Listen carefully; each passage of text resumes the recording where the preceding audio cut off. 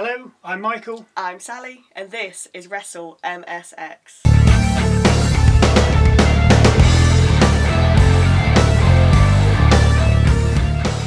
We open the show with Bayley heading towards the ring to be Naomi's cheerleader for Naomi against Chelsea Green. Green accompanied by Piper Niven. Green held her own for most of the match, even pulling off a missile drop kick for a 2 count. Naomi eventually won with a roll-up pin. We then see Nick Aldis telling Legado del Fantasma that, or should I say Santos Escobar, that Apollo Crews is fit to fight. Escobar then books himself into a match to face Crews later on in the show. Back from the break, and we have the Grayson Waller effect. His special guests being Wish.com's answer to DX, that being DIY. Before we get into that though, we have the now standard QR code interruption. Just before it flashes up, we get a glimpse of the countdown timer we got scanning Raw's QR code from Monday. Upon scanning the code, you're now taken to the countdown timer, now with mere days to go. Selecting the Raven or the Crow at the top of this page takes you to the Heaven's Gate looking page. This page now shows a recycling bin. Selecting it brings up a password prompt. If you type in thank you as the password, you can access the recycling bin. In the bin are images, again, nothing new, scribblings, do you want to meet them, drawings of faces, just nothing really. And to be honest with you, I think they've run out of ideas. I mean, it's brilliant. I think don't get me wrong, what they've done is brilliant. But I think they're getting low on new ideas. And thankfully, the reveal's coming Monday, so they won't have to think of anything else to do. Waller says he'd take a bullet for Theory, but DIY are pretty much trying to drive a wedge between the WWE Tag Team Champions. Gargano telling Theory that Waller is using him. This descends into chaos, with Theory taking most of the hits, no thanks in part to Waller, seemingly pulling Austin in the way as he's about to get hit by a boot or a fist. We go backstage to see the Street Profits telling Kevin Owens they'll have his back in his match later with Solo Sikoa. Next up, Santos Escobar against Apollo Crews. Escobar, of course, escorted down to the ring by Legado del Fantasma. Crews started strongly, but Escobar soon took control, with both men soon finding themselves outside the ring, next to Angel Garza and Humberto Carrillo. Neither man, though, laid a hand on Crews, but then again they didn't get chance as Baron Corbin made his way down and chased Garza and Carrillo off. With Angel and Humberto gone, Corbin hung around as the match went on. A Death Valley driver got Crews a 2 count, but then Garza and Carrillo made their way back to ringside and attacked Corbin. With the ref more interested in what's happening outside of the ring, he didn't see Lopez push Crews off the top rope as he was about to fly. Escobar then rolled Apollo up for the pin and got the 3 count. Back from the break, we see Cody Rhodes addressing the crowd. Rhodes saying that AJ's beginning to look like the guy that's staying around a little too long, always wanting one more run.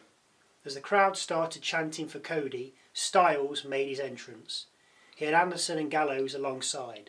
"Face me man to man," Rhodes coaxed Styles, as he'd stopped halfway down the rampway. So AJ did. He entered the ring with the crowd going wild for Rhodes, and they were absolutely loving this, weren't they? Yeah. AJ stated Rhodes had quit WWE, New Japan, Ring of Honor, started up another wrestling company and quit that too. "When the going gets tough, Cody gets going," Styles quipped. "You quit on yourself," Rhodes responded. Styles came back saying that he'll be done when he's done, not when other people say he's done, and that he's going to beat Rhodes so badly that saying "I quit" will be like a gift to you. Backstage, we're about to hear from the Street Profits when they get jumped by Tama Tonga and Tangaloa. Next out we have Nia Jax against Michin, with Tiffany Stratton ringside commentating. It's not long before the fight spills to the outside. Stratton throwing water over Mechin. Mechin responds by throwing Stratton over the announcer's table. As Mechin enters back into the ring, Jax flattens her, drags her over to the corner and annihilates her with her finisher, picking up an easy win. We go backstage again to find out that the Street Profits are too badly injured from being attacked by Tonga and Loa to have Owens back later in his match with Sikoa. After the break, we see Logan Paul entering his home after his venture into competitive Tetris playing to find LA Knight lounging around in his pool on a rubber ring. Paul not a happy bunny, obviously. Knight left unharmed though, only heated words were exchanged. Back in Scotland, and we see Carmelo Hayes calling Knight trash before putting his name into the hat for Money in the Bank.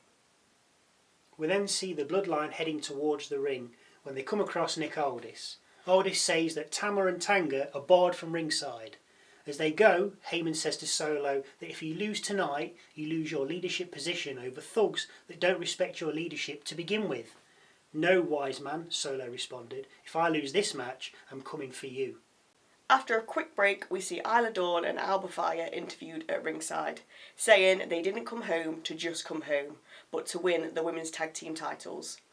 Final match of the night, Solo Sikoa versus Kevin Owens.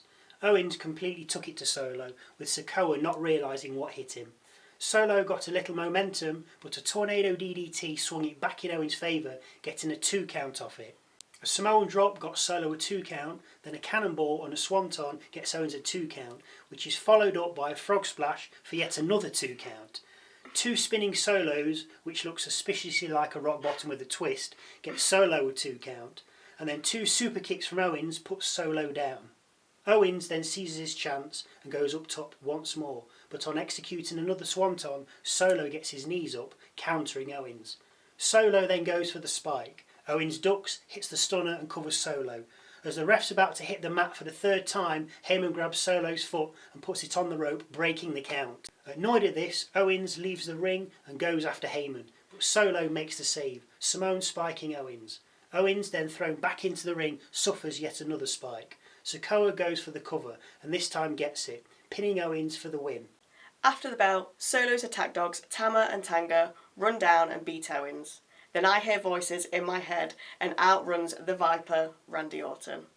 After giving Lower and Tonga a beating, Orton went Vintage Orton in the ring on Solo and then prepared for an RKO on him. Lower then got back in the ring, spun Orton around but suffered for his actions. Lower ate the RKO Orton was winding up for. The show went off the air, Orton and Owens in the ring and the Bloodline standing halfway down the rampway, with Solo pointing back at them. Thank you again for watching. And hopefully we'll see you for our Clash at the Castle review.